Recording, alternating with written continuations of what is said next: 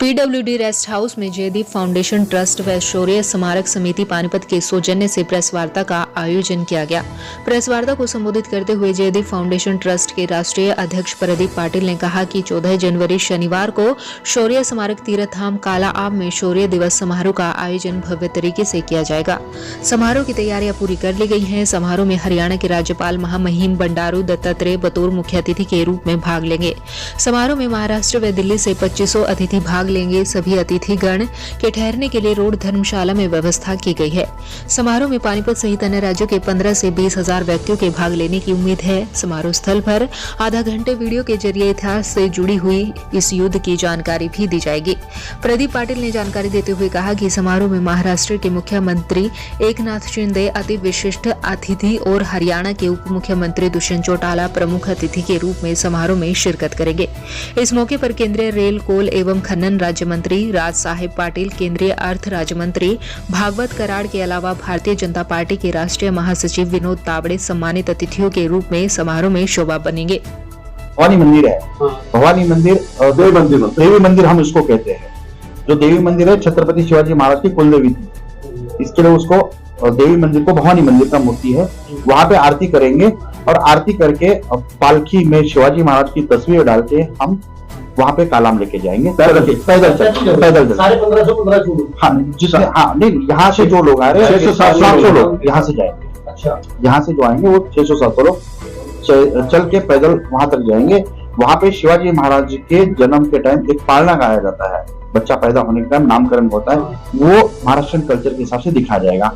क्योंकि मराठा साम्राज्य, हिंदू साम्राज्य की स्थापना या शुरुआत छत्रपति शिवाजी महाराज। ये सारा कार्यक्रम सुबह 8 14 तारीख को ही होगा। हाँ, सुबह 14। ये रूट प्लान फिर आपका जीटी रोड से सोलर रोड होते हुए सीधे जाएगा। बिल्कुल।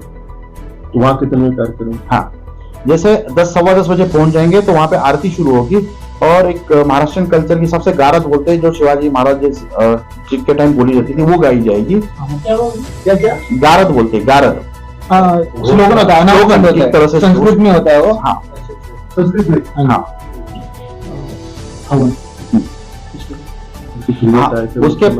हाँ, उसके पहले मैं बताना भूल गया, सबसे पहले सुबह हवन होगा वहाँ पे, जो शहीद हुए को आदरांजलि देने के। वो कितने बजे होगा? वो सुबह 9 से 10 बजे हवन चलेगा।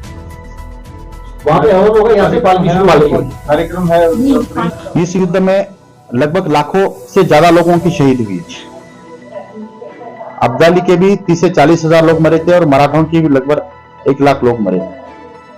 महाराष्ट्र में कोई औरत का पति जब मर जाता है तो उसकी हाथ की जो बैंगल है चूड़िया वो तोड़ी जाती है। तो इसीलिए कहते हैं कि हर घर की चूड़ी टूटी, मतलब हर घर के किसी न किसी बंदे ने इस युद्ध में शहादत दी थी। ये युद्ध लड़ा था, कोई मराठों ने लड़ा था ऐसा हम नहीं कहते।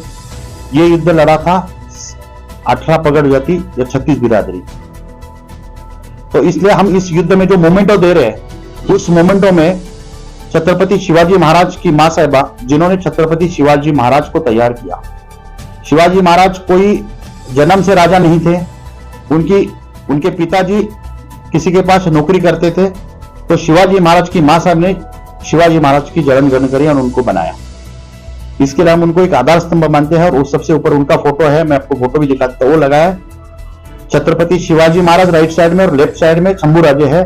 शंभू राजे को जब अरेस्ट किया था तब मुगल राजा ने बोला था कि तुम अपना धर्म बदलो, तो उन्होंने मृत्यु अपनाया था लेकिन धर्म नहीं बदला था, इसीलिए उनको धर्मवीर कहते हैं। उसके नीचे इस युद्ध में